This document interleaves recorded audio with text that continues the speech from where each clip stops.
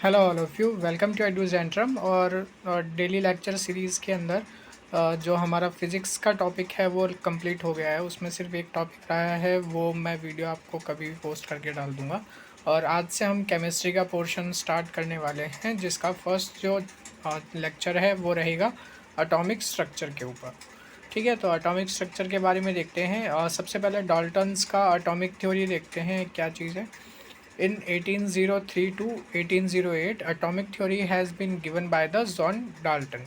ठीक है, the main points of the Dalton atomic theory are, तो इसके कौन कौन से मेन पॉइंट है। Element consist of a minute indivisible और इंडिस्ट्रक्टिबल पार्टिकल्स कॉल्स एटम। ठीक है, वो एलिमेंट्स जो कि बहुत ज़्यादा छोटे होते हैं, डिविजिबल नहीं होते हैं, डिस्ट्रक्टिबल भी नहीं होते हैं, उनको हम क्या कहते हैं, एटम कहते हैं। ठीक है, atom of an element are identical to each other. ठीक है, किसी एलिमेंट के जो एटम्स होंगे, जैसे मान लो कोई चेयर है, तो उसमें जितने भी एटम्स होंगे ना, वो एक दूसरे के आइडेंटिकल ही होंगे। They have same size and same mass and size. ठीक है, तो वो जो है सेम मास के होंगे और सेम साइज के होंगे। ठीक है, atoms of different element differ in properties and have different mass and sizes. ठीक है, डिफरेंट एलिमेंट है तो डिफरेंट एटम होंगे और डिफरेंट मास एंड साइज होगा। ठीक है, atom can be created, destroyed and transformed into atoms of other element. ठीक है, एटम को आप क्रिएट कर सकते हो, डिस्ट्रॉय कर सकते हो, ट्रांसफॉर्म कर सकते हो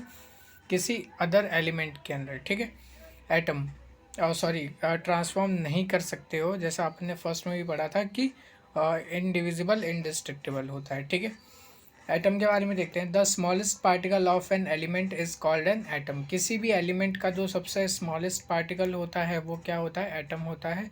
N atom can take part in chemical combination and does not occur free in nature. ठीक है, एक एटम जो है वो किसी भी केमिकल कॉम्बिनेशन में पार्ट ले सकता है और नेचर के अंदर जो है वो फ्री नहीं पाया जाता है। फॉर एग्जांपल जैसे ऑक्सीजन, नाइट्रोजन, ओजोन, ये फ्री पाई जाती है गैसेस। ठीक है, किसी के साथ रिएक्ट नहीं रिएक्ट कर भी सकती हैं, नहीं भी कर सकती हैं। इसी तरह से एटम जो है वो कभी फ्री नहीं पाया जाएगा। ठीक है, the atom of a hydrogen is the smallest and the lightest. ठीक है, हाइड्रोजन का जो एटम होता है वो सबसे स्मॉलेस्ट होता है और सबसे लाइटेस्ट भी होता है। ठीक है, एग्जाम्पल जैसे एन सोडियम हो गया, पोटेशियम हो गया, के कैल्शियम हो गया, एच हाइड्रोजन हो गया। ठीक है, मॉलिक्यूल देखते हैं। A molecule is the smallest particle of an element और the compound that can have the stable and independent existence. ठीक है, मॉलिक्यूल्स क्या होते हैं, देखो एटम जो है वो एक सबसे स्मॉलेस्ट यूनिट है किसी की भी।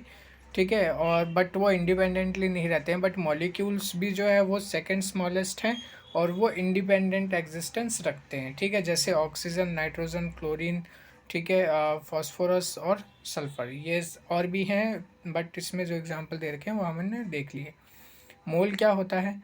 अब mole is a collection of 6.203 into 10⁻23 particles. It means that, ठीक है, एक मोल जो है वो जो है इतने पार्टिकल से मिलके बना हुआ होता है। ठीक है, तो एक मोल एटम के अंदर कितने एटम्स होते हैं टोटल, ये देख लो। और इस नंबर को हम लोग क्या कहते हैं, आवागाद्रो नंबर कहते हैं। ठीक है, एवोगैड्रो नंबर। ठीक है, 6.023 इंटू 10⁻23। ठीक है, सिंपल सा मतलब है, if there is a 1 million mg plus ion in MgCl2।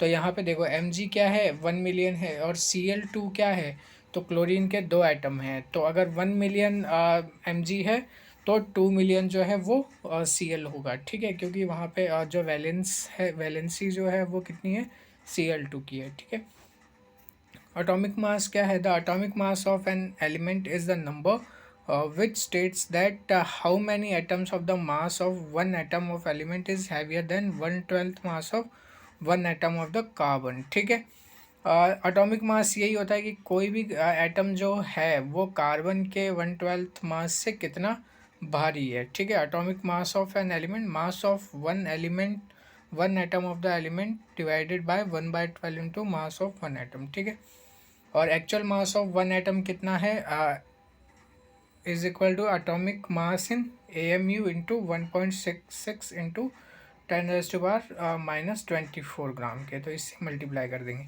अब मॉलिकुलर मास क्या होता है, the molecular mass of a substance in which state that how many times, एक सेकेंड, मॉलिक्यूलर मास का फॉर्मूला जो है वो यहाँ पे, molecular mass, the molecular mass of a substance is a number which state that how many times mass one molecules or substance is heavier comparison to mass of carbon atom। ठीक है, तो वो same उसी की तरह से होता है, बस इसमें जो मॉलिक्यूलर मास है उससे कंपेयर करते हैं कार्बन के 12th एटम से, और यहाँ पे एटॉमिक मास को जो है वो कंपेयर करते हैं। ठीक है, अब कॉन्स्टिट्यूएंट्स ऑफ एटम क्या है? Fundamental particle of an atoms are electron, proton and neutron. ठीक है, किसी भी एटम के अंदर 3 फंडामेंटल पार्टिकल्स होते हैं, इलेक्ट्रॉन, प्रोटॉन एंड न्यूट्रॉन। तो इलेक्ट्रॉन आपको पता है नेगेटिवली चार्ज होता है, तो इसलिए इसको -1 E0 से दिखाते हैं।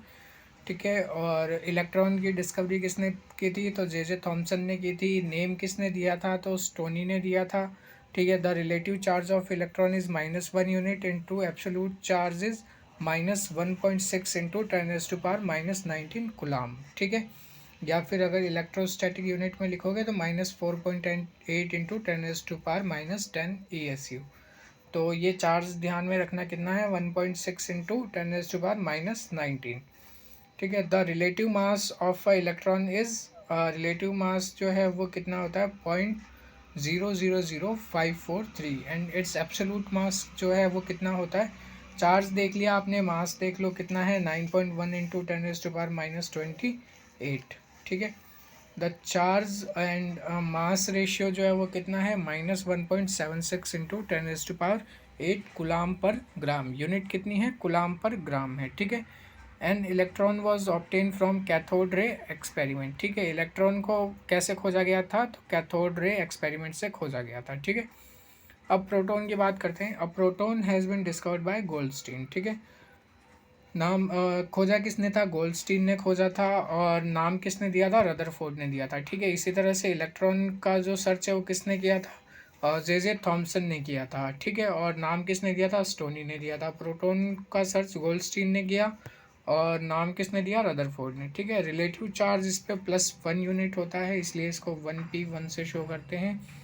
चार्ज इसका कितना होता है? 1.6 इंटू 10⁻⁻19। ठीक है, इलेक्ट्रॉन पे चार्ज कितना होता है? -1.6 इंटू 10⁻⁻19। ठीक है, तो इस तरह से एक इलेक्ट्रॉन और एक प्रोटॉन अगर एक बॉक्स में बंद है तो ओवरऑल चार्ज जो है उस बॉक्स का कितना होगा? 0 होगा। क्यों? क्योंकि ये दोनों एक दूसरे को बैलेंस कर देंगे।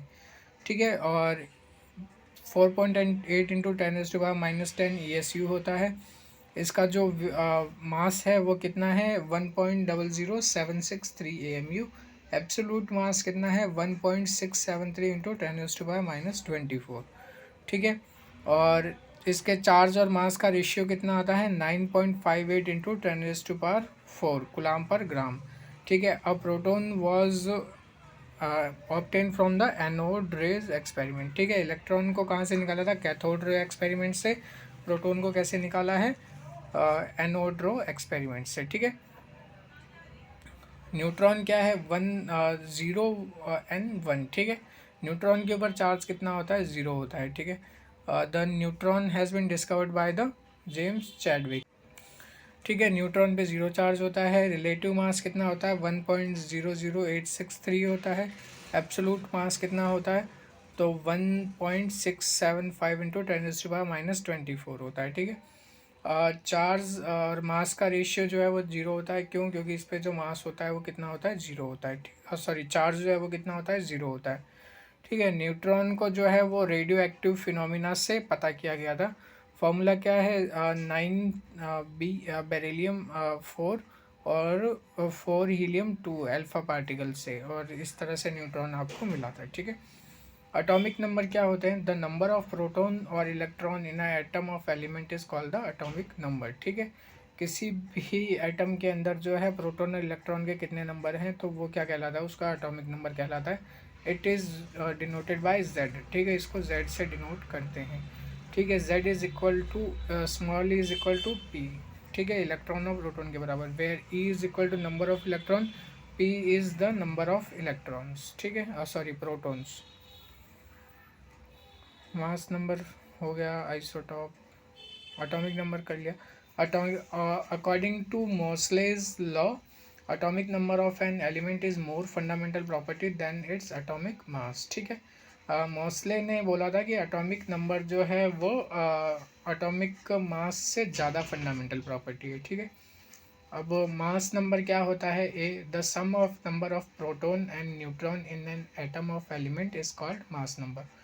ठीक है, किसी भी मेटल के अंदर नंबर ऑफ इलेक्ट्रॉन और प्रोटॉन का जो सम होता है वो टोटल क्या कहलाता है? उसका मास नंबर कहलाता है। ठीक है, तो ए से शो करते हैं is equal to P plus N, where P is equal to number of proton and N is equal to number of neutron. Let 11Na। ठीक है, अगर 11Na है तो फिर Z कितना हो गया? इसका 11 हो गया। A कितना हो गया? 23 हो गया। Electron 11, proton 11। ठीक है, तो अगर आपको टोटल नंबर ऑफ प्रोटॉन निकालने तो कितना होगा? 12 हो जाएगा। ठीक है, आइसोटॉप्स क्या होते हैं?